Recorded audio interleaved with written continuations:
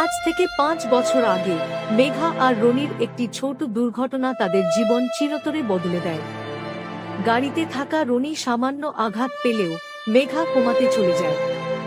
ডাক্তাররা আশা ছেড়ে দিয়েছিলেন, কিন্তু রনি প্রতিদিন মেঘার পাশে বসে কথা বলত, পুরনো দিনের গল্প শোনা, যেন সে নিশ্চিত মেঘা শুনছে। প্রতিটি দিন ছিল এক কঠিন পরীক্ষা। রনি তার হাতে আংটি পরেছিল, যেটা মেঘা তাকে দিয়েছিল। সে প্রতিজ্ঞা করেছিল মেঘাকে সুস্থ করে সে তবেই তার সাথে সংসার শুরু করবে।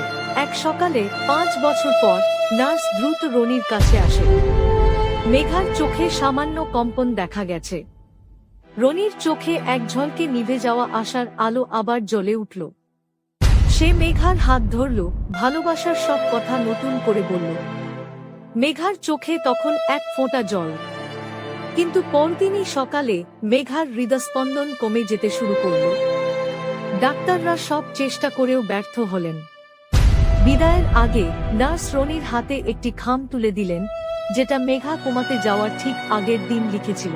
রনি কাঁপতে কাঁপতে খামটা খুলল। ভেতরে একটি ভাঁজ করা কাগজ। তাতে লেখা, প্রিয় রনি, আমি জানি কিছু একটা খারাপ হতে চলেছে। তুমি কিন্তু আমার জন্য নিজেকে শেষ করে দিও না। তুমি মুক্ত। তোমার জীবন আনন্দে ভরে উঠুক।